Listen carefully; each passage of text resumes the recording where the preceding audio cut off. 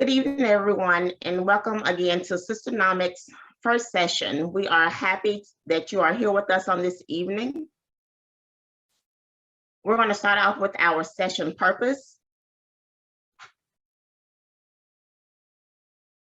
Then we will have President welcome and remarks, the introduction of presenter, our presentation, Q&A, wrap up, and thank you and call to action.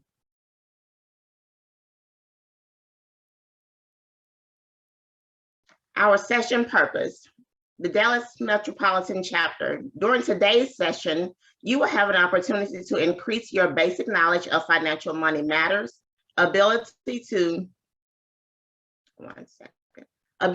save, handling debts, and etc. Increase your use of personal budgeting, increase your knowledge of the meaning of economic security, increase your understanding on how to protect personal and financial safety during crisis and post-crisis. Learn how to deal with the misuse of financial records.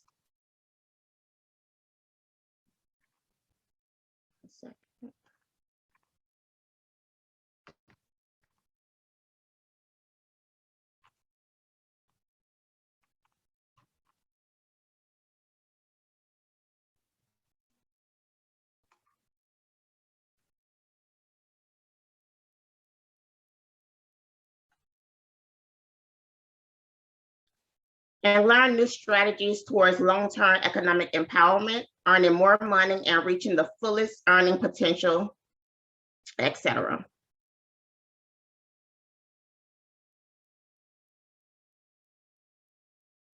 Also, if everyone will go into the chat and take our pre-assessment that has been placed into the chat for everyone.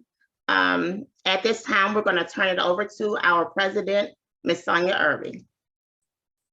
Thank you so much. And good evening again and welcome everyone. My name is Sonia Irby and I'm president of the National Coalition of 100 Black Women Incorporated, Dallas Metropolitan Chapter. We are so excited to have you with us tonight. And so since I have your full attention, I want to take this opportunity to tell you a little bit about our organization. The National Coalition of 100 Black Women Incorporated is a 40-year-old advocacy organization founded in 1981 with 62 chapters across the United States and over 3,500 members. Our mission is to advocate for Black women and girls to promote leadership development and gender equity in the areas of health, education, and economic empowerment. Our vision is to see Black women and girls live in a world where socioeconomic inequity simply does not exist.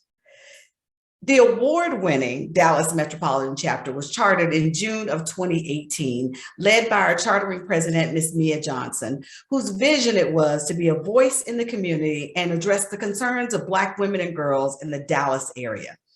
And we have been working hard over the past 3 years to bring that vision to life, and I'm honored to serve as the president of our organization. And we don't do this alone. One of the ways that we advocate is providing education and resources through programs like the one that you're experiencing tonight. And we do this with the support of our great partners. On a national level, our organization has strategic partnerships with the Coca-Cola Company, Major League Soccer, Walgreens, and tonight's sponsor, the Truist Foundation. We are proud to launch our fall series on economic empowerment, Sister Nomics, in partnership with tonight's sponsor, the Truist Foundation. The Truist Foundation is committed to the Truist Financial Corporation's purpose, which is to inspire and build better lives and communities. The Truist Foundation's grants and activities focus on leadership development, economic mobility, thriving communities, and educational equity. Sister Nomics focuses on financial literacy as well. We also focus on family wealth building and entrepreneurship. We are excited to provide financial literacy program with the support of our national partnership with the Truist Foundation that speaks directly to the concerns of Black women and girls in our local Dallas area. Our desire is not only to educate, but to encourage financial well-being and financial freedom to make the choices that allow for the enjoyment of life. We appreciate you all for joining us tonight, and I commend you for investing in your financial future. If you're watching us via Facebook Live tonight, please tag this broadcast and share it with your friends. And I invite you to stay connected to us and learn more about our future programming. We will continue our Sister Nomic series with investing on November 18th, and additional series sessions on December 1st and December 15th. And also, I want to invite you to join us on November 16th for our Barbara Jordan Civic Engagement Series that will feature women of the Texas Judiciary. So please do stay in touch with us, and I want you to enjoy tonight's information and get all you can out of our programming. And with that, I'm going to turn it over to my coalition sister, Donna Brown, who is going to introduce our speaker for tonight. Good evening. I'm Donna Brown, and I will be introducing our presenter for this evening. Vernon Folks is a financial advisor with Edward Jones Investments, where he partners with his clients throughout their lives to help them understand, plan, and invest for what's important to them. At an early age, Vernon was blessed with the gift of being a good steward of money and helping others to be better financially. As a financial advisor, he provides guidance to his clients and helps them to make informed decisions around money matters, such as personal finances, planning for the future, planning for unexpected life events, as well as making good investment choices. Prior to joining Edward Jones Investments 9 years ago, Vernon began his career in the financial industry as a mortgage loan officer for 8 years with Bank of America. Through the 2008 financial crisis, Vernon realized there was a true need for honest advisors that people could trust. He prides himself on looking out for what's best for people. Vernon was raised in Louisiana. He obtained his Bachelor's of Business Administration with a concentration in management from the University of Louisiana at Monroe. Vernon is very active in the community. He serves on the Executive Board of Directors for the Cedar Hill Chamber of Commerce, Executive Board of Directors for Leadership Southwest, Chapter Leader for Cedar Hill Independent School District All-Pro Dads, member of the DeSoto Chamber of Commerce, and member of Leadership Southwest Class of 2017, assistant soccer coach and music director at the Ewing Avenue Baptist Church, and he serves in the Finance and Investment Ministry at Friendship West. During his downtime, he enjoys spending quality time with his wife, Natalie, and his 2 wonderful children. Please welcome Vernon Folks. Thank you, Donna. Thank you. And also thank you, ladies, as well. I am very grateful and humble and also honored to have the opportunity to kind of speak before you guys regarding today's topic. So first, I got to commend you, ladies, for what you do. I got a chance to read your information about the organization, and I think it's brilliant. You guys talk about inequality, economics as well. So glad to have the opportunity to share with you guys on tonight. And hopefully the information I share, you can take a couple nuggets from it and you can actually apply it. So, hey, first, before we get started, I just want to share with everyone that's listening that, hey, I would love for this to be an interactive conversation between all of us. And so first thing first is I want to make sure we do have live listeners. By that, I want us all to go to the chat room. Let's go to the chat, and I want you to type in exactly these words that I'm about to tell you. So in the chat room, I want you to write, I am the hero in my life. I am the hero in my life. All right, so I want you to type it one more time, and I'm watching the chat. So type the same saying, I am the hero in my life. That's 2 times, and let's do it one last time. Again, I am the hero in my life. So when I say that I am the hero in my life, I just want you ladies to know that anything is possible, and you guys control your own destiny to whatever it is in life that you want to accomplish. And it's all because you are the hero that's in your life. Also, to you ladies, are a guide to the lives of others. You know, I look at my mom, I look at my wife, and my grandmothers and my aunts as well. and the things, the sacrifices that you guys make and have made for your families, it's hard to really just explain that itself, the things that you guys go through. So I just want you ladies to know that, hey, you are the heroes in your life, and you're also the guide in the lives of myself and others as well. So just thank you for all you do. And also too, one last thing I want you to type as well is it's going to be that every hero needs a little help along the way. Again, that's every hero needs a little help along the way. And so that being said, I just want you ladies to also just to be humble as well. Hey, just know that you are the light of the world. You are your own hero, and just be humble with that. So let's jump right into it. What I want to do is I got a couple fact and fiction questions for you ladies. And so I'll jump right into it. One of the fact and fiction questions is, the first one is going to be is nearly 70% of women are confident in how much they're saving for retirement. Is that fact or fiction? Or fact or fiction? So again, nearly 70% of women are confident in how much they are saving for retirement. All right, so someone put fiction, so we'll come back to it. Let's go to the next question. Next question is, women are about 8 times as likely as a man to report they have work interruptions due to caring for their children. Fact or fiction? Again, women are about 8 times as likely as men to report that they have work interruptions due to caring for their children. Fact, okay, all right. And then the last one is, nearly 40% of women are primary breadwinners in their family. Again, that's nearly 40% of women are the primary breadwinners in their family. Fact or fiction? Fact.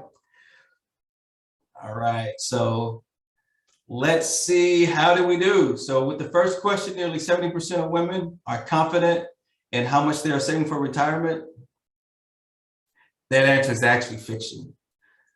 About 51% of women say they're confident that they have enough savings to be able to retire comfortably, compared to about 68% men.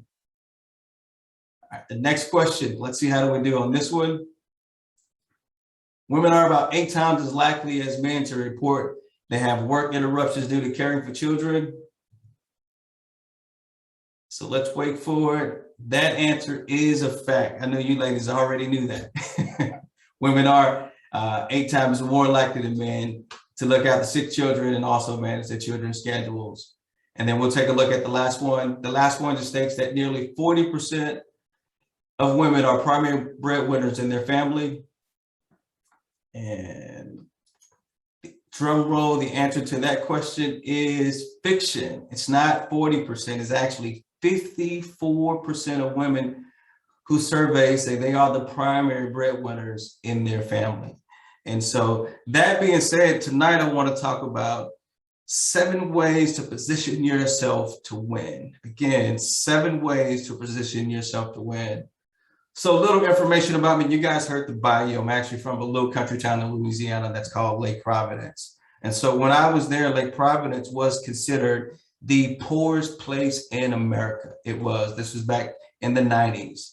And so here recently, just a few years back, maybe back in 2016, 2017, Lake Providence was known as the worst income inequality place in America. It was, meaning there's a huge gap between the wealthy and then also to the individuals that are currently in poverty. So the one unique thing about Lake Providence, Louisiana is I never saw a homeless person until I came to Dallas. So on paper, economic wise, it was not in our favor. We were the poorest, but again, small towns like that, they look out for each other. So it was really a culture shock for me to move to Dallas and see homeless people. And so being in Lake Providence, and the reason I moved to Texas was because there was limited opportunity. You can either go teach school or you can work at the prison or you can work at Walmart. That was pretty much it. And so after college, I didn't see myself being a school teacher. That wasn't my call. I definitely did not want to work at a prison. And so I decided to come to Texas. And when I came to Texas, man, I realized that, hey, man, everything is bigger in Texas. Nice homes, nice cars. So the moment I got here, my biggest challenge was, hey, look, I got to figure out what are these individuals doing in order to own the homes that they have, in order to drive the cars that they have. And so I did the research, and that's how I looked into a couple of different careers, and that's how I became a loan officer, and then also to just a financial advisor. But as a loan officer, especially going through 2008, going through that recession, 2008 all the way really to 2013, I got a chance to see the ugly side of life that most people don't see. So the front side of life is, hey, we look well, we got nice clothes, we drive nice cars, we have a nice house. But the back end side of that, what I saw was, man, a lot of individuals actually struggling financially. They were. I saw doctors and lawyers and attorneys with Bentleys and different cars, fancy cars, but they were 3, 4, 5 months behind on their payments. I talked to individuals that looked successful out in the public, but behind the scenes, their homes were getting foreclosed on. And so, and really just going through that experience, it made me realize that, hey, there are some individuals out there that really need some guidance. They need someone to be able to be honest with them, need someone to be able to give them a plan, need someone to really help them to be successful. Also during that time, in 2008, the recession happened, also to the stock market crash during that time. And there's a guy by the name of Bernie Madoff. Bernie Madoff made off with a lot of individuals' money, unfortunately. And during that time, I realized as well is, wait a minute, there has to be someone that individuals can trust that's going to look out for the best interest of them and not be taken advantage of by individuals like this. So that was my next call. And then also, not to mention, I was always great at saving money. I could put up a lot of money, but what I wasn't good at was actually understanding and knowing, hey, how do I take this savings and I can make it work for me and grow it? Because when I left Louisiana, my goal was, hey, I want to become a millionaire. That was my goal when I graduated high school. In fact, when I graduated high school, my 11th grade school teacher, Brenda Grover, shared with the class, she said, hey, when you guys finish school, I want you to set a goal, and that goal should be you want to make more than what both your mom and your dad made together. That should be your goal. And so right away, I accomplished that. But then the other side of it was, man, if I'm going to become a millionaire, there's really only so much that I can save. And I can't see myself really just saving $1 million. It has to be something that I don't know that I need to know. And so that transpired me to becoming a financial advisor. And so being a financial advisor, I get the opportunity to kind of help a lot of people that's out there to be successful, help them to win, help them to put plans in place, help them to put strategies in place, and then also to be there for them when life happens. And so I'm very grateful to have that opportunity. I'm really blessed to have I don't call it a job, it's a calling that I do have, that I have the opportunity to work with individuals. And so one of the first things I want to talk about, when we say, hey, what are the ways to position myself to win? One of the ways to position yourself to win is, the first step is going to say is it's your mindset. Mindset is everything. So when I talk about mindset, when I was in Louisiana, especially growing up, right around tax time was almost like the holidays. It really was. Everybody got new cars. Everybody got new furniture. They got new TVs, new clothes, new shoes. And then about May, everybody was broke again. They were borrowing from each other. And so, and then turn back around, the same cycle happens again come income tax time. So I've always promised myself that, hey, I never want to live check to check. And I don't want to have to depend on income tax in order to do the things that I enjoy doing. And for that reason, still today, I refuse to buy a car around income tax time because I don't want anybody to ever say, hey, you got your taxes. So we knew right away, if you got a new car, especially if it's around between March and May, hey, that guy got income taxes, so he bought a new car. So it's some of the deals that, again, that's a pet peeve that I probably would never do. Also, too, growing up, my parents, man, they worked really hard. They did. They worked really hard, but they didn't make a whole lot. And so a lot of times, we were not able to do anything until Fridays, which was payday for us. Every Friday was payday. So we had to wait to Friday to get the Doritos. We had to wait to Friday to buy the Coke or to get the name brand cereal. Now, Monday through Tuesday, we had to drink the Flavor Aid, not Kool-Aid, but Flavor Aid. But again, and so, but that was one of my goals that, hey, I want to be in a position where I don't have to wait. I don't have to depend on the next paycheck in order to do the things that I really enjoy doing. So it took the mindset. So mindset is you really just have to unlock your mind, really unlock your way of thinking. So the largest gap between successful people and unsuccessful people in life is the thinking gap. And when I talk about the thinking gap, I'm not talking about being smart. I'm not talking about having a high IQ. I'm talking about how you think, how I think. So successful people think differently than unsuccessful people. Now, there's two types of thinking. So there's the logical thinking, which is, I call it the wise thinking. And then there's also the emotional thinking. And so when we talk about wise thinking kind of leads to better outcomes. It leads to success, wealth, prosperity, quality of life, good health, great relationships. Now, we talk about emotional thinking leads to the challenges in life, the real problems, the stress, the struggle, poverty, bad relationships, bad health, sleepless nights. I mean, you name it, me against the world mindset. And so when I was coming up, my dad has always taught me and my brothers and sisters, he would say, hey, son, I've messed up enough for all you guys. So learn from my mistakes. Now, I'm going to use the word messed up. He put another word in there, and you ladies probably can figure out what that word is. But that was his mindset, son. I've done it all. I can tell you what it's going to be. So just learn from my mistakes, learn from my mess ups. And so from that, I've always had that mindset of is, hey, I got to be a sponge. Let me learn from the mistakes of others. And when I talk about the mistakes of others, especially coming from a place considered the poorest place in America, one of the things I saw was individuals always borrowing money. They were always borrowing money. And a couple of weeks after they borrow money, man, you may see them with a brand new pair of shoes, brand new bag, and they're out shopping. And so my mindset was always, hey, you were just borrowing money just 2 weeks ago and you never paid that person back. But here it is, you're out shopping and you have this, you have that now. And so again, learn from those mistakes. How can I put myself in position, not to have to borrow money? So, and it's really the sacrifice part of it. And so when we talk about, again, the successful mindset and the unsuccessful mindset, I want you ladies to think about this. Imagine you ladies decide one day, hey, look, we're going to travel to Dubai. We are. And so with Dubai, if we're going to travel to Dubai, I want to share this with you. Have you ladies ever taken a look at what the tickets are? Well, I'll just say Nigeria. Let's go to Africa instead of Dubai. Have you ever priced a ticket to Dubai or to Africa? For most people, if you ask them about that, the first thing they're going to say is, man, I can't afford that, or I don't want to go. But most cases, it's going to be the fact that they can't afford it. But let's take a look at Dubai. Let's see. Well, let's go to Nigeria. So if we decided to take a trip to Nigeria and this is going to be one way, man, the cost, and we can look out, let's say July of next year. So we're looking at about 9 months out before we take a trip. That's about $1,900. And that's only for the airfare. That's one way. That doesn't include food. It doesn't include living arrangements. It doesn't include even activities. So if you show that to most people, the normal mindset would say, hey, I can't do it. Hey, I can't afford it. That's a normal mindset. Now, a successful mindset, man, they're going to figure out a way, hey, you're talking about July.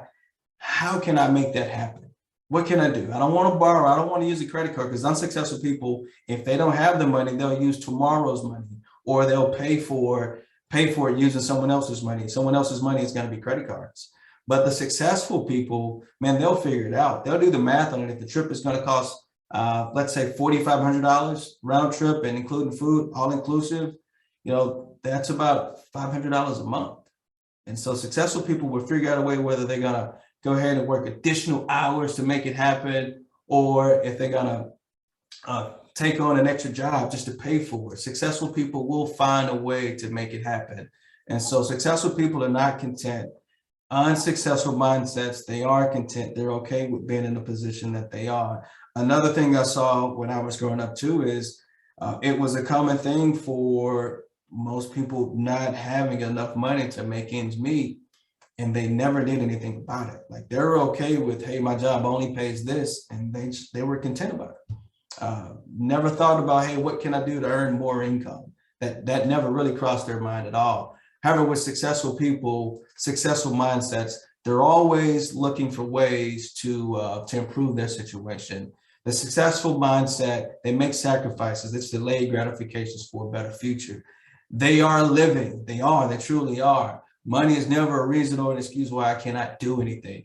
And so I talked to my son about just mindset in general, because he's a big basketball fan. He loves Steph Curry. That's one of his favorite players. And I would ask him, how do you think Steph Curry became great?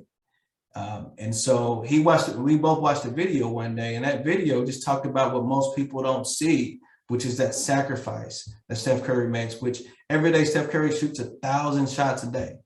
1,000 shots a day. And that's why today he's one of the greatest shooters of all time, is because he put that sacrifice in. And most people are not willing to put that sacrifice. Even if you think about Kobe Bryant, he put the sacrifice in. He talked about how he got up in the morning at 5. He went back again at about 10 or 11. And then at that evening, he was back in the gym at about 6 o'clock working out that evening. And so his deal was with, hey, I was going to work harder, and I'm going to be so far ahead of you because I've already put the work in. So that's that successful mindset. Successful mindset is looking at individuals like Oprah Winfrey, the things that she's done with owning her own network. Looking at, Warren Buffett, or looking at Mark Zuckerberg. Mark Zuckerberg is where everyone else is partying. He's actually in his garage curating, Facebook. Or they're also looking at, Bill Gates and the things he's done with Microsoft. And so highly successful people, they have a strong mindset, and it's a mindset of always trying to be better, always trying to get better. So again, the first step, or one of the ways to kind of position yourself to win, is going to be just the mindset, your mindset. So unlock your mindset. Now let's go to the second way to position yourself to win. And so the second way is, right now, you need to focus on today. You need to focus on today. And so what I've realized is that most people don't understand that today truly matters. Truly, today matters. Tomorrow is not promised. Yesterday is the past. And so how often do we see people, and I won't talk about you ladies, I know you ladies are not guilty of this, but how often do we see people overestimate what they can do tomorrow?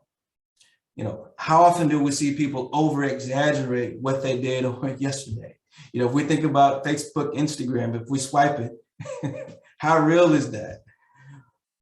But we truly underestimate what we can do right now. We do. The only time I have is actually right now. So really the question for us all is, what am I doing with now? Really, what am I doing right now? So the great leaders are always present in the moment, because they're always maximizing the moment. They are. Their butts are in the chairs, they're thinking about what they're doing in that moment. And so today you are really preparing to make tomorrow's success. And so to do that, it's important for you to do the things that you need to do today. So really just understanding, where am I today? So that's another step that's part of the right now. Where am I today? What are my goals? Can I get there? How do I get there? How do I stay on track? Where am I today? So just understanding what your current situation is. So again, that's going to be the second way to position yourself to win. Now I want to go over to the third way is, we talk about position ourselves to win. I think an important thing is kind of understanding, what is my goal? What is my vision? What do you want in life? That's another important part. And so I want to give you ladies an opportunity just to kind of think about that. What do you want in life? What is your vision? What is your goal? What does success look like? And if you got notes, I just want you to write that down. Just answer that question for yourself.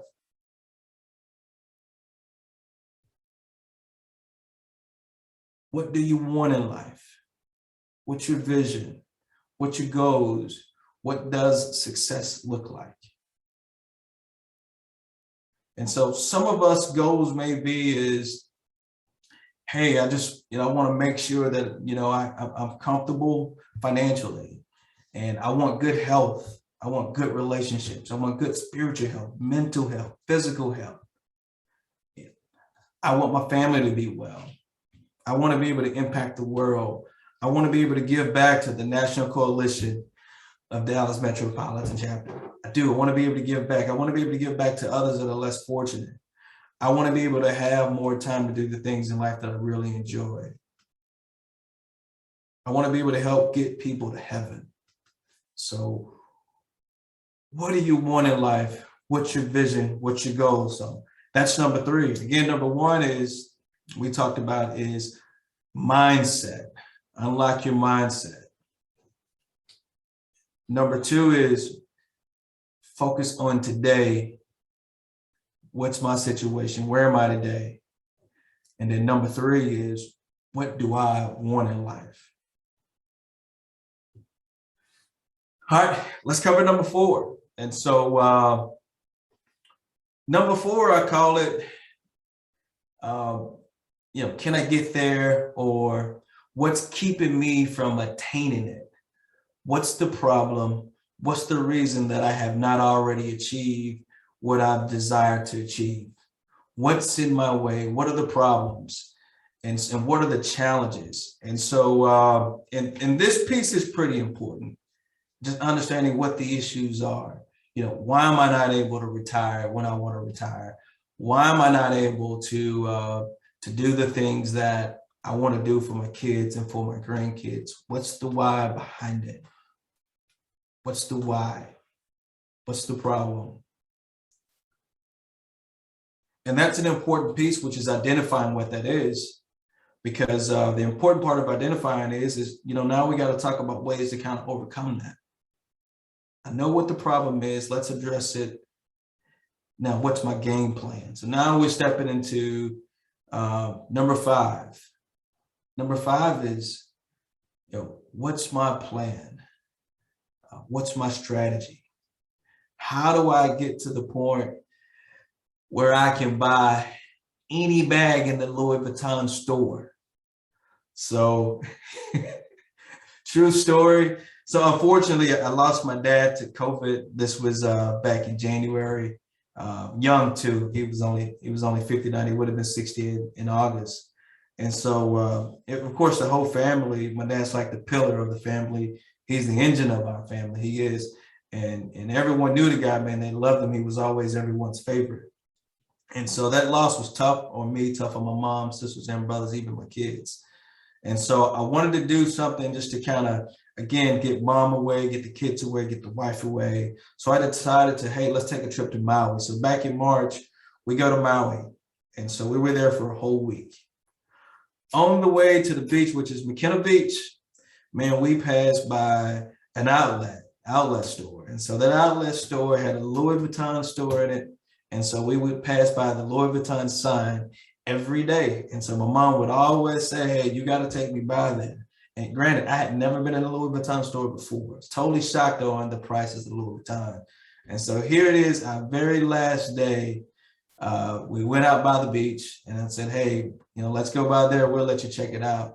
So I go in the store with my mom. We take her inside. And so she looks at this bag and she grabs the bag, and the lady, she shows her how to hold a bag, put it in place, and how a bag should be worn. And she goes up through all of that. Next thing you know, I see my mom looking down at this bag and she's just rubbing it. She's rubbing it. She's rubbing it. And so she has my attention. And so I can kind of hear my dad in the background saying, hey, son, why don't you just do me this one favor? Just go ahead and buy that purse for me. I can hear him saying it. Go ahead and just buy that purse for me. Just do this one thing for me. And so, again, I'm clueless on price. I have no idea what the bag costs. And so I asked my mom, so you really like this purse? Because we were there for a whole hour. And she's like, yeah, I like it.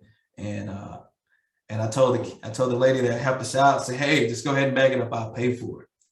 Well, what did I get myself into? I got that receipt back, and oh man, and then when I told my mom I would pay for it, immediately she started crying. And then also too, the lady that helped her out, she was crying as well. And again, this was my mom's first Louis bag. And so, but when I got the ticket and after watching that crowd, I'm saying, man, what did I volunteer for? What was I thinking? Why didn't I? And I always check prices wherever I go. I never go a place and spend money without knowing what the price is. But I was listening to my dad in the ear and, you know, watching my mom cry and watching that lady cry, and I agreed to buy it. Man, I had to go ahead and just buy it. I sucked it up. But now when we go by the Louis store, I don't even go in. I just pass right by. I don't want to have anything to do with Louis anymore. In fact, that trip to Maui taught me a whole lot about bags. It has. And so, again, you know, we go right back to is what's my plan? What's my strategy? How do I put myself in position to buy any bag in that store that I want? And so I want to cover some of that with you when we talk about what's the plan. And so number one is you got to make the money. You do. That's the first thing with the strategy. You got to make the money. Now, with making the money, ladies, your career affects your lifestyle. It does. Your career affects your lifestyle.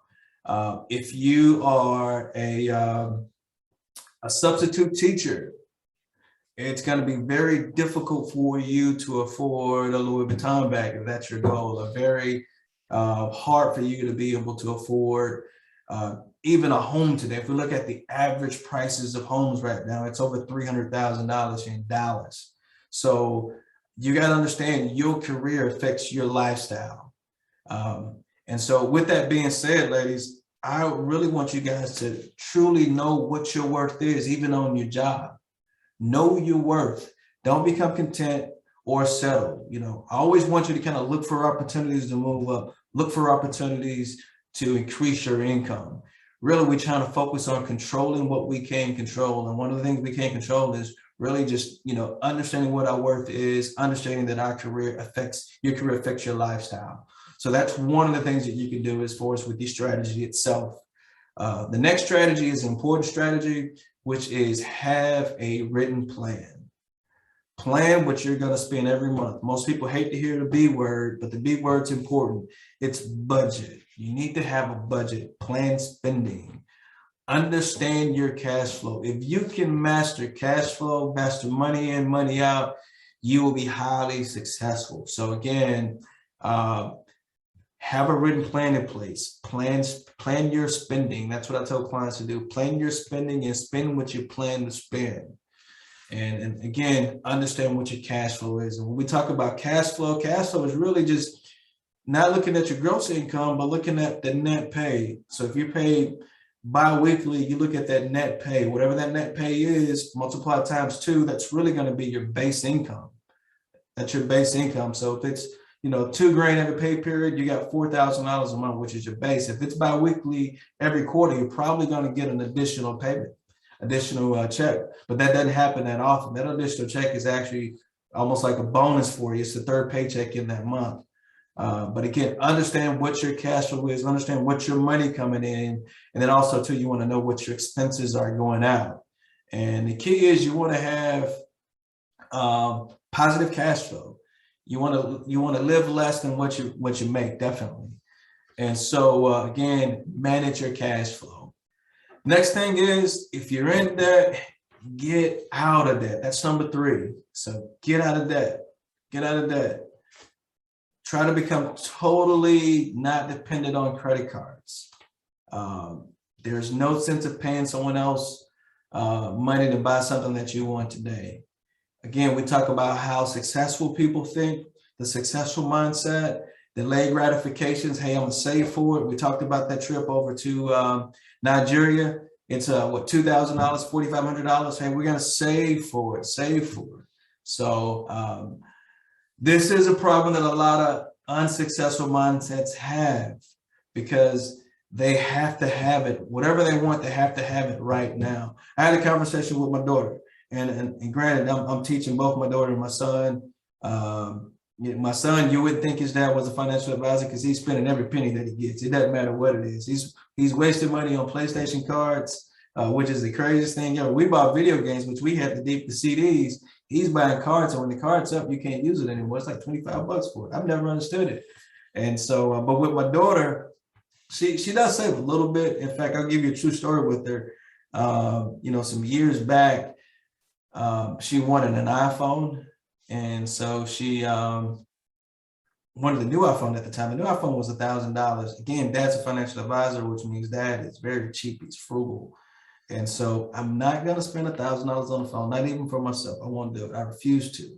I'll take if it's 2021, I'll take the 2018 model. That's me. I'm always 2 to 3 years behind on the phone. That's because I refuse to pay that. But I actually bought her the Apple stock, and we'll talk about that later on, how much that stock is worth today. So again, you want to get out of debt. Whatever it is that you want, hey, just save for it, make sacrifices, and try to keep yourself out of debt. If you're out of debt, it'll give you the ability to really make change, the ability to really influence things. All right, so 3 is get out of debt. Number 4 is, hey, live less than what you make, which we talked about that in number 2. Part of your budget, again, that's cash flow. You definitely want to live on less than what you make. Number 5 is an important piece. It's one of the most important pieces, which is it's saving money. Saving money. So I got a good rule of thumb that I always talk about, which is 10-10-80. This is something we've actually adopted at Friendship West some years ago. Our principle is, hey, live off 80% of your income, give 10 and save 10. You should always save money. Always save money. And so again, with my dad, when I was young, I had braces, and we'd take a trip to Monroe, and that was probably the worst trip always. It was worse going and coming. I look back now, but it was a blessing we did that, because if you've had braces before, it's not a good feeling at all after they tighten them up. But my dad would always talk about saving money. He would always talk about, hey, son, as sure as the sun is shining today, man, it can rain tomorrow. Disaster could come ahead, so you want to make sure you prepare for it. And so when he told me that, man, I tried to prepare for Noah's Ark. I was like, what they told Noah to do. I got to make sure I'm good, just in case something does happen. It actually worked out for me because I got laid off on the job, and it was with Bank of America when I decided to take a volunteer service because they wanted to take cut our pay in half, and I didn't want to do that.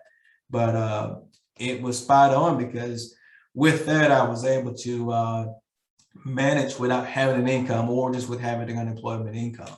And so we didn't miss a beat at all. I mean, if you didn't know, you wouldn't have known that we didn't have the income that we were coming in before. And during that time, I had a 6-figure income too. And we were still able to maintain the same quality of life. And it's going to be because of 2 things, which is going to be really, it goes back to 3 things. I didn't have any debt. And then I definitely lived on less than what I made. And then the most important part, man, I saved as much as I can. So I want to show you this. In fact, I just showed my son and my daughter this. I don't know if you can see this, but I don't know the last time you've seen a $20 bill. My dad would always tell me hey, son, you want to make sure you keep some money on you at all times. And this is a bill really from college. It's one of those old school bills. That's a 10 and that's an old school 20. It's been in my wallet over 20 plus years. And that's because he's always taught me to save money, save money, save money. And so to really have an economic empowerment, you do have to be disciplined. Again, to have money, you got to save money. To make change and do the things that you want to do financially, you got to save money. In order to impact the world, you have to save money. So again, that's number 5. We'll go back again to number 1, which is make the money, know your worth. Number 2 is have a written plan. We talked about the budget. Number 3 is get out of debt. Number 4 is live on less than you make. And then number 5 is save money. So saving money is number 5. Next thing I want to talk to you guys back is number 6. The number 6 is very important. Number 6 was like the next step for me when I had a decent income, when I had a nice savings. It was the part that I didn't know and I didn't understand, which is number 6 is you have to take actions with your money. Saving is not enough. It's not. You are not going to save yourself rich. It's not going to happen. Savings isn't enough. And so it's important that you have to take on risk. And most people hate to hear that R word, which is risk, but we face risk every day. We do. If you think about it, the moment you get in your car, you turn it on. And if you're driving on 35 going downtown Dallas, that's a risk, especially going through construction. What can happen? So that if you jump on an airplane, that's a risk. If you're walking across the street, Someone may not see you. That's a risk. They can hit you. So you have to be able to take on some risk and manage risk. Don't be afraid of risk, manage risk. And so also too, and by doing this is taking action with your money, you have to diversify your income sources. You do. So if we think about it there, and I'll share this with you, there's three types of income sources. Active income, passive income, and then also third one is going to be portfolio income. So again, active income, passive income, and portfolio income. So when we talk about active income, what is active income? And so active income is really money that you work for. You do, whether you're self-employed or whether you work for a company, you're actually working for money. You are trading your time exchange for money in return. Again, you are actually working for money, and that company is going to pay you money because you work for them. And so we all do a great job of having the active income. And so we all work for money. Now, the next two is really how the wealthy become wealthy. It's the game changer. This is how you can really impact your life and the lives of others. And that's going to be through really owning passive income and then owning portfolio income. And what I mean by that is really owning assets. Owning assets. To become wealthy, you have to own assets. You do. 100% of all wealthy and rich people own assets. Warren Buffett, Mark Cuban, you name it, those guys all own assets. And so what do you have that is an asset? If we think about the unsuccessful mindset, man, they have liabilities. They do. They're working for someone else. They're not working for themselves. They don't have any money working for them. And assets, if we talk about, hey, what is an asset? Asset is really a tool that can be used to help you improve the future. What you do with the assets can be great. And so owning assets is, again, it's going to help you really to do the things that you want to do. And so again, let's talk about, hey, what's the plan? What's the strategy? Again, make the money. Don't let the money make you. Have a written plan. Get out of debt. Live on less than what you make. Save money. And then also, too, you have to own assets. You have to own investments. So when we talk about passive income is either owning real estate where you're getting rental income. It could also have ownership in a business where you're not actively working it. You've invested in this business and you do get some income from that business. So that's the passive income. And then if we talk about portfolio income is probably the easiest way to get started with owning assets. Vernon, what do you mean it's the easiest way? Most of us that are on this call, we may have something that's called a 401k. And the purpose of the 401k is when you decide that, hey, I no longer want to work, my income is now going to come from this 401k. I'm going to now have to start paying myself. And so that 401k, it's a way that you can become financially free. And being financially free means that you no longer have to work for a paycheck. So it's going to be very important with you ladies to always invest in your 401k. It's important. Again, back in the 80s, companies got away from pensions because, again, they didn't want to be responsible for you after you left the company because people are living longer. Before it was okay because most people would die at the age of 60, but now we got individuals that are living to 80 and 90, and companies don't want to be on the hook for it. It's too expensive. So they created that 401k plan for you ladies to save for your own retirement. Again, you control your own future with that. If you don't put anything in, guess what happens? If you put something in, guess what happens? And so, and with your 401k, generally you have mutual funds in there. Those mutual funds are assets. They have the ability to grow in value. An asset has the ability, again, to grow in value. Not only just your 401k, you also want to look at things like IRAs as well, Roth IRAs. You want the tax-free savings. That's another vehicle. It's an account. Again, the assets are inside of that Roth, whether it's a stock, bond, mutual fund, ETF. Again, that's inside of that Roth IRA. And then also, too, I would definitely advise you, too, to have some non-retirement money that you can tap into. You can open up a brokerage account.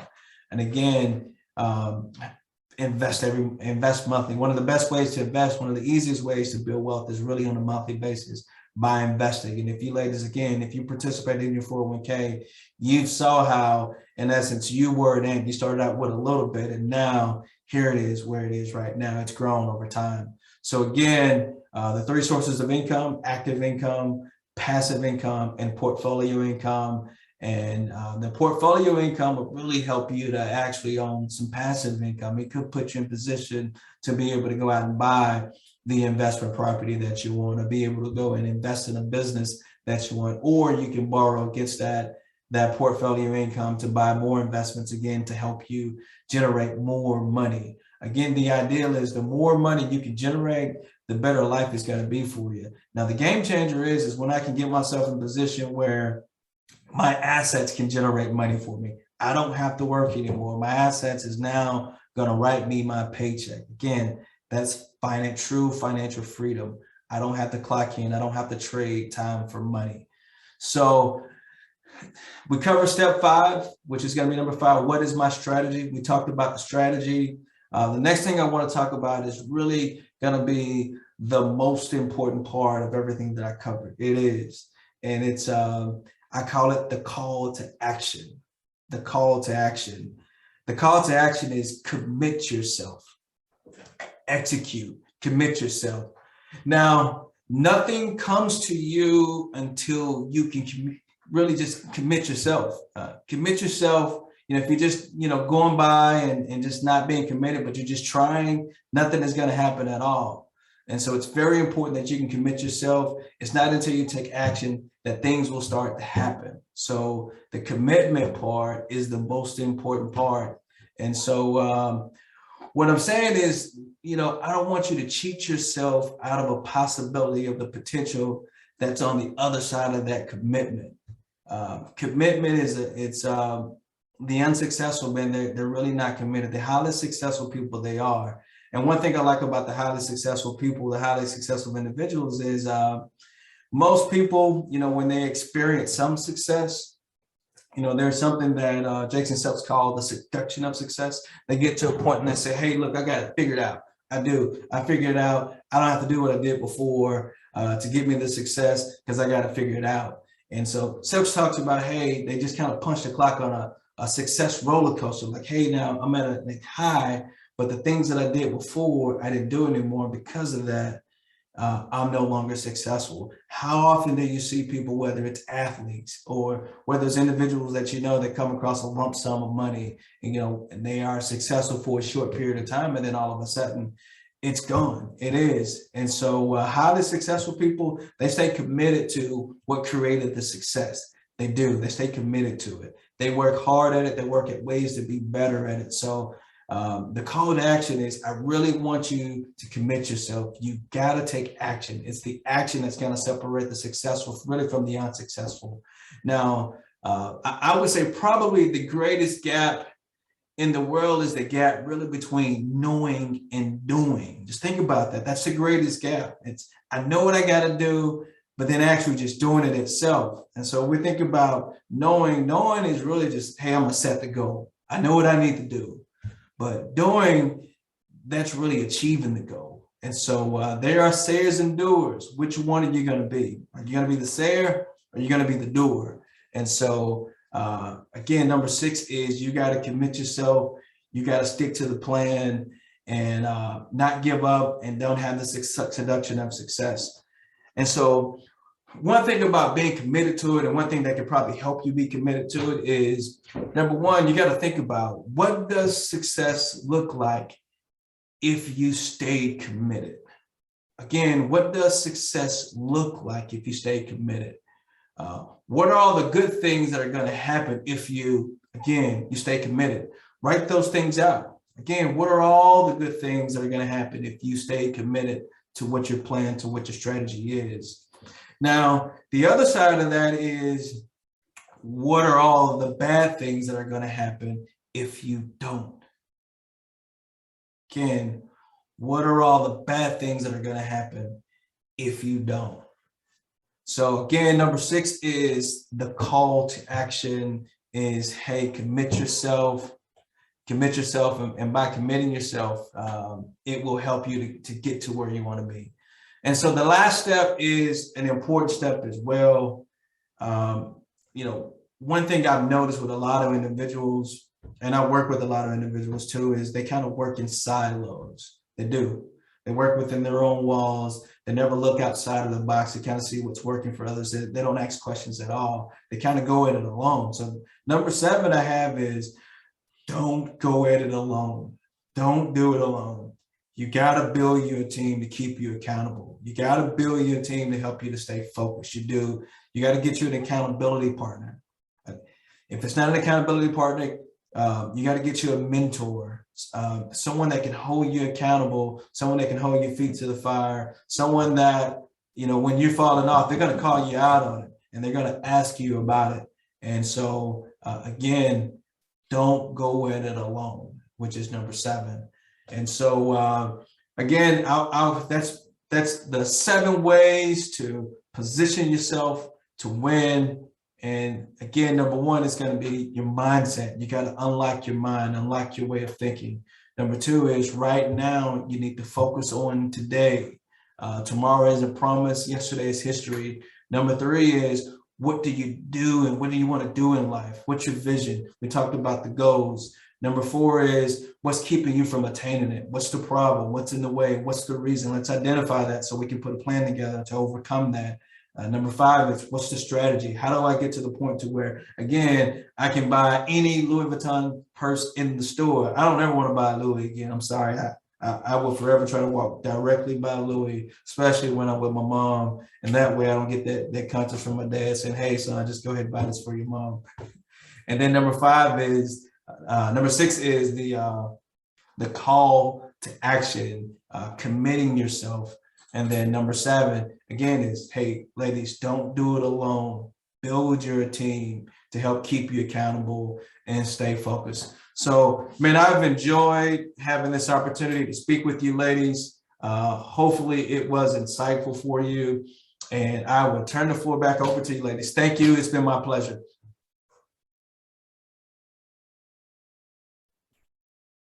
Thank you so much, Mr. Folks. We appreciate this. This is awesome. This is the whole time you were talking, I was like, man, I could be asking him questions the entire time. So some really, really good nuggets here. I'm just going to, give some questions that have popped up, some things that are in my mind, and also some that I received via text. So as we go through this, I'll just kind of, we'll see, what we can all get through. And then we'll see who else has any questions that may have popped up as well. That sound okay to you? That's perfect. Let's do it. All right. Good deal. So one of the facets that we have really been looking at in our economic empowerment program is really looking at how the pandemic has affected our money. Right. And how the crisis that we're going through now, how things have changed since then. What would be some ideas or strategies that you have that maybe, we could do to protect ourselves to say, okay, in case a crisis happens again? A lot of people were caught off guard. A lot of people were, out of work. Things like that. Like, what are your thoughts kind of around protecting ourselves financially during a crisis? Okay. Hey, that's a great question. And so, if we think about the crisis itself, when it first started, everybody got laid off. You couldn't go to the library, you couldn't go to the movies, you couldn't go to the park. They didn't want you in the hospital, which was the craziest thing ever. And so, and with them being laid off, they missed that check. A lot of people did. And we saw unemployment, I think at one point it was up to $52 million. And so it's going to go right back to what I talked about with my dad was, hey, learning from the mistakes of others, learning from life experiences. One of the things that you can do, number 1, and should always be a part of your plan, is really just plan for the unexpected. Plan for the expected, plan for the unexpected. And so when we talk about the unexpected, we don't know if we're going to have our job on tomorrow. So if that does happen, what do I need to do today in order, again, to put myself in position to win, to kind of stay the course and not fall behind or not go under. And so one of the things you can do is I tell clients all the time that it's important that you do have at least 3 months of expenses set to the side, saved away, minimum 3 months. 6 months is a sweet spot for you. If you got 6 months, that's a real sweet spot, but minimum 3 months. And if you can get to 12 is great. If you got 12, anything above 12, I would say, hey, you definitely want that working for you.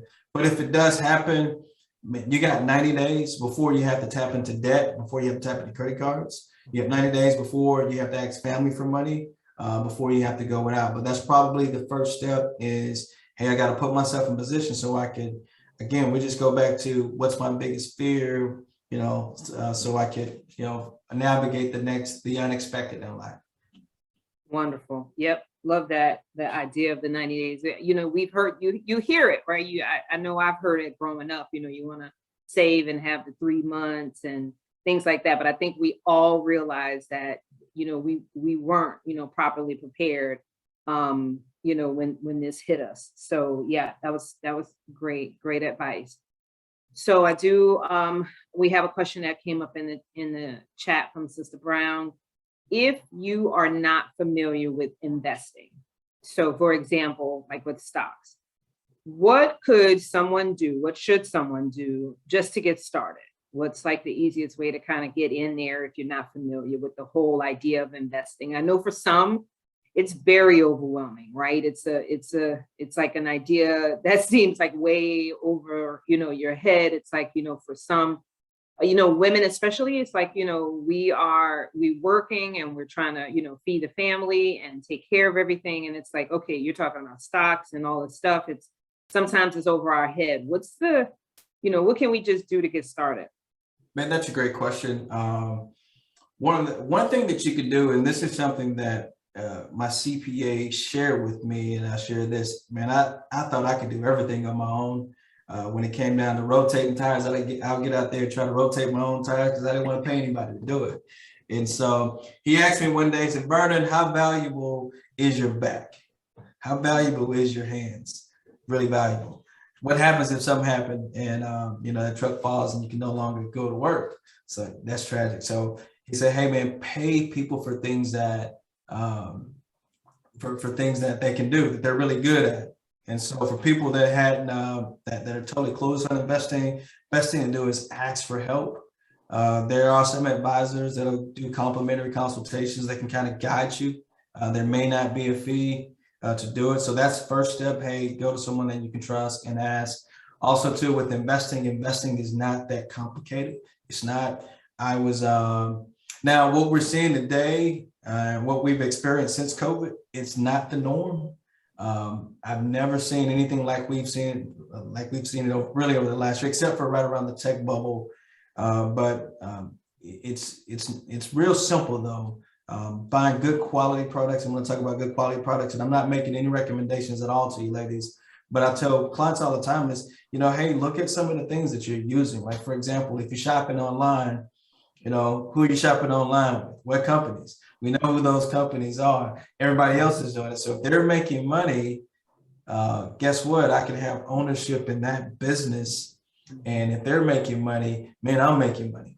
So just good quality companies that have been around for a long time. That's how you want to, I'll tell you, that's a good start. Like who's your, what cell phone do you use? Or, what device do you use? Is it Apple? Is it Microsoft? Is it HP? Is everyone else using that? So again, the eye opener for me, I'll give you an example. The eye opener for me was the first time when I got into the industry and I did we call it dollar cost averaging, which is like a hindsight. If I invested $400 in Walmart today, this is what it would be worth today, 5 years later. And so in my household, I think my wife is in Walmart every month. I think that's where she buys groceries from. And when I saw what the end number was, it's like, oh man, I should have been invested in this stock years ago. But again, if you're brand new, buy quality investments. Again, and there's no such way of getting rich quick. I don't believe in, most people are going to buy what's cheap, and cheap ain't good, good ain't cheap. That's my philosophy. but start with some things that you are familiar with, and just know that, hey, it's a long-term process. Long-term, which means that you're going to go through cycles of up and also down, but for the most part, it's going to be up. So again, if you're going to do it yourself, stick with quality, stay away from things that you don't know, things that you don't understand. And then most importantly, man, ask for help, reach out to them. So if it's someone that's on this call, they just have questions, man, I don't mind helping you ladies out. Right. And we appreciate that. Along those same lines, and we have another question that came in, but I just want to kind of piggyback on this one since we're here. I think it's more about the cost and how much like if we don't have enough money in because everybody's, it's all relative, right? It's like, how much do I feel like I have compared to what you have?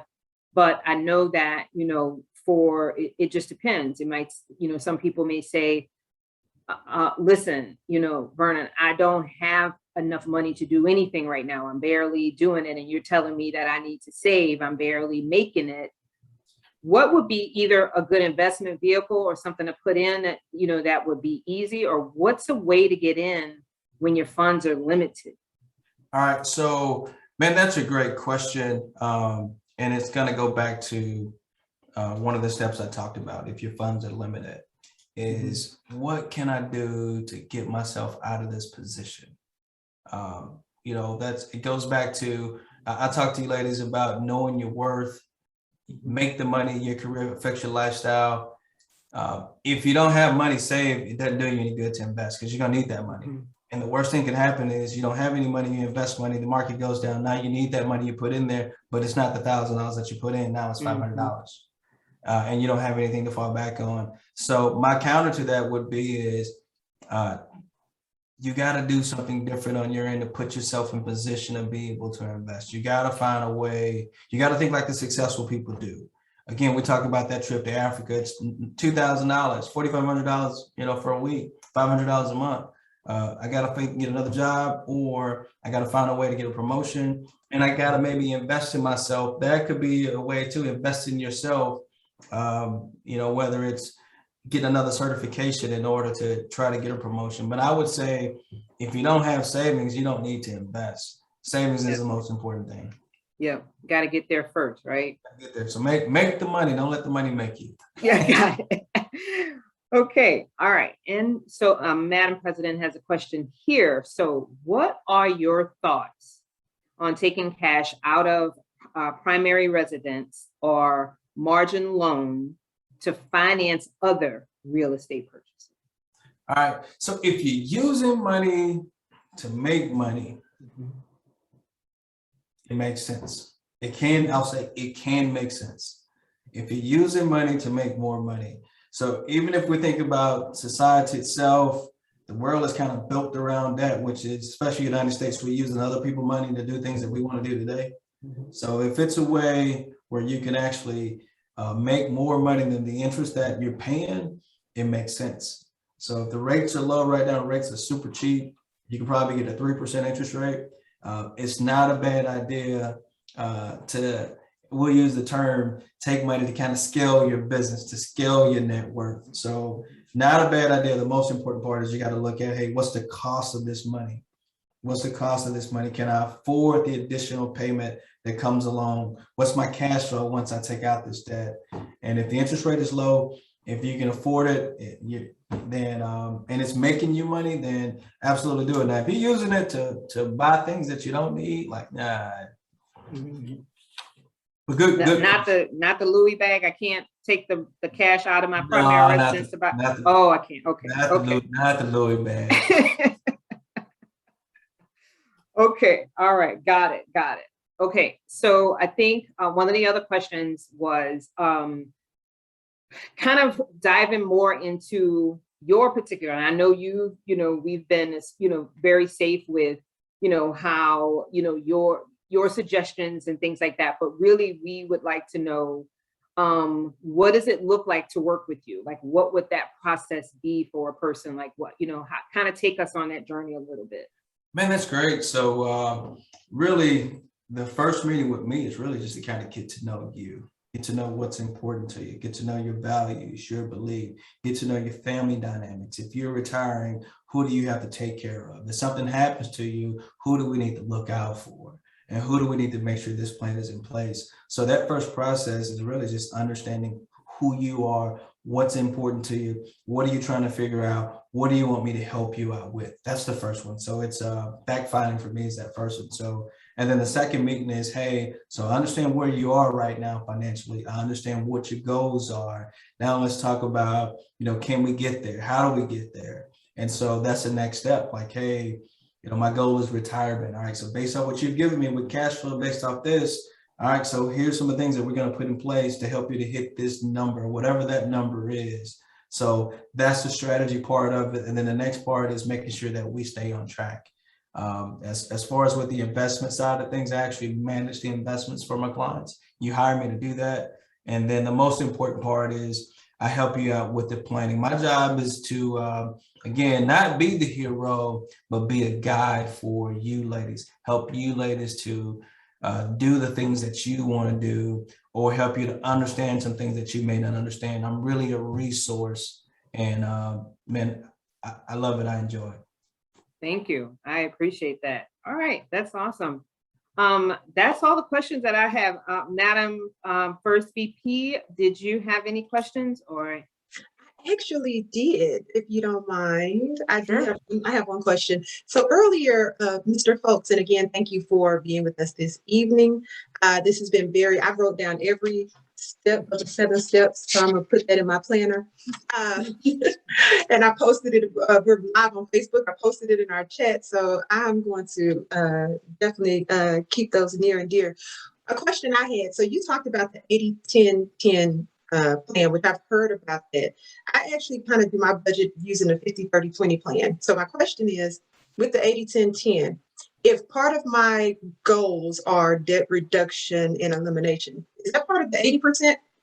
Part of the 80%. Okay, all right. That's what I wanted to make sure. And so it's 80%, I guess, total household take allotment, 10% savings, 10% charitable donations and things like that. Okay.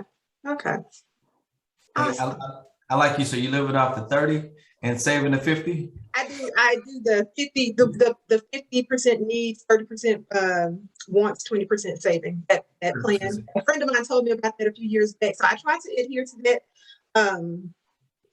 But I have kind of toyed with, do I want to switch do the 80-10-10? I don't know. No, you got a good one. So if you're only living off 50, stay on 50. The next part for you, which is good, you're saving about 20% of your income. The next part for you is just try to figure out, hey, your goals, hey, what is it that I want? What is it that I want? Yeah.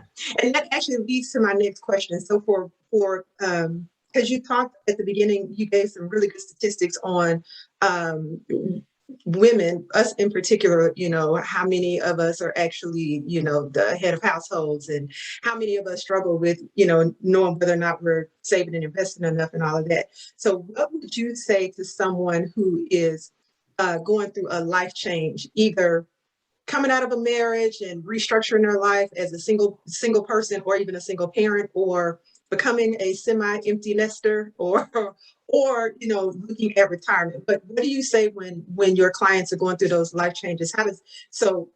Coalition Sister Mosley touched on what the process looks like with you, but how did your process kind of evolve as your client evolves?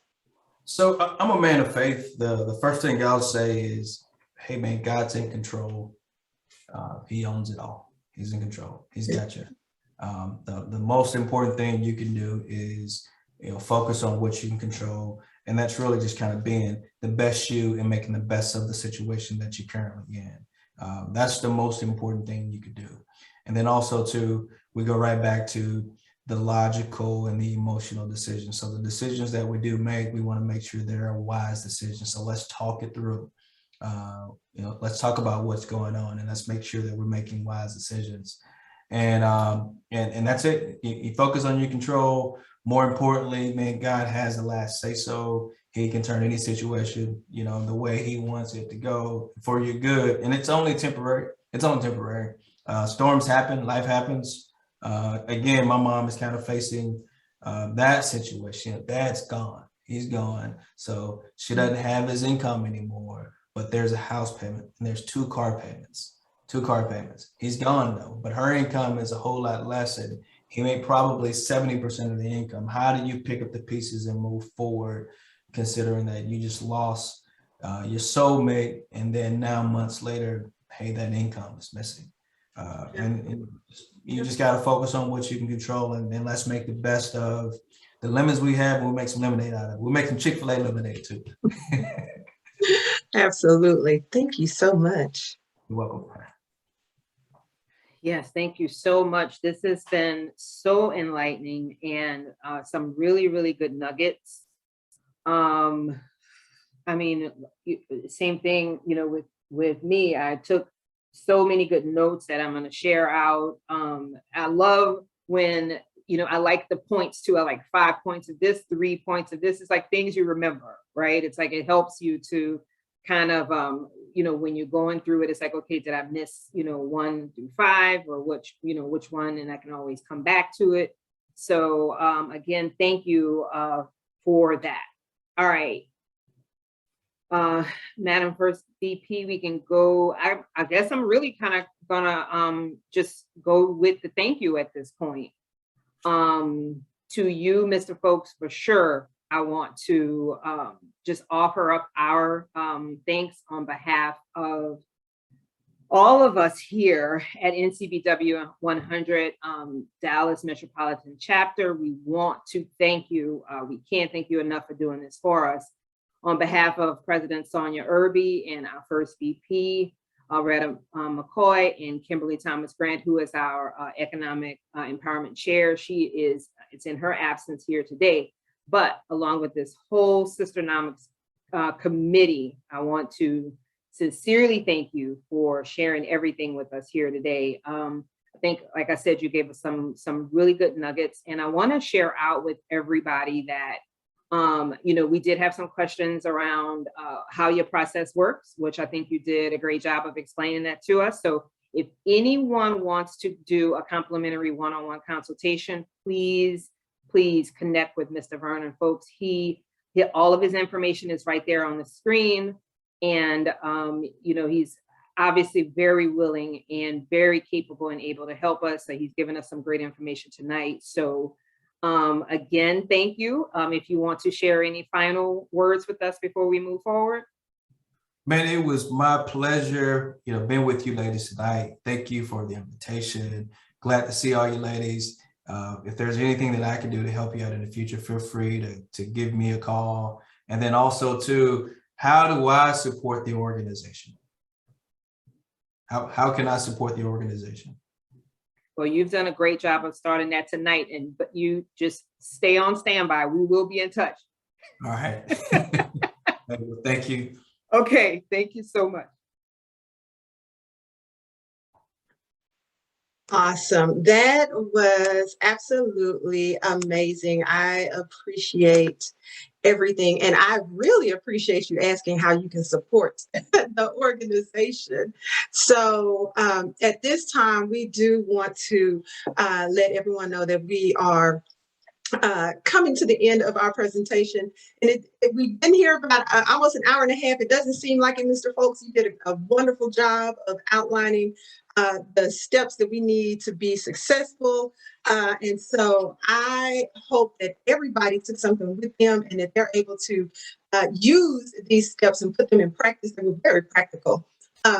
We also want to make sure that everyone continues to think about how you're going to start and continue your economic security journey, how you're going to help your community and help advocate. We are an advocacy organization.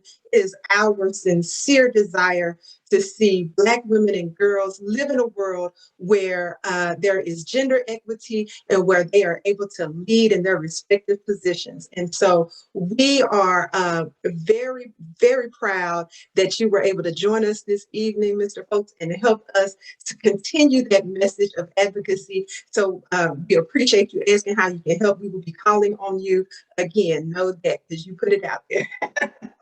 With that said, also, we want to invite you to continue to connect with the National Coalition of 100 Black Women. Inc., Dallas Metropolitan Chapter. All of our pertinent social media and website information is on the screen, but you can also just take out your phone, click the QR code, and you can get connected to our link tree, which will also have all of that information. So you don't have to do a screenshot. You don't have to try to write all of that down. Just take your phones out, click the QR code. Please continue to connect with us. Please continue to follow us on all of our social media channels. We actually post all of our programs at the end of the program within 24 hours on our YouTube channel. Connect with our YouTube channel, subscribe to that so that you can see this replay, share it with your friends and share it with your networks so that you can help us continue to advocate for Black women and girls. Our president did a wonderful job of telling you about the programs that we have coming up. We do have another Sister Nomics program coming up on November 18th. We have our first installment of the Barbara Jordan Civic Engagement series on November 16th. And then in December, we will have additional Sister Nomics programs for you to partake in. So at this time, we want to just say thank you for spending your evening with us, and we will be back with you real soon. Have a good evening. Thank you.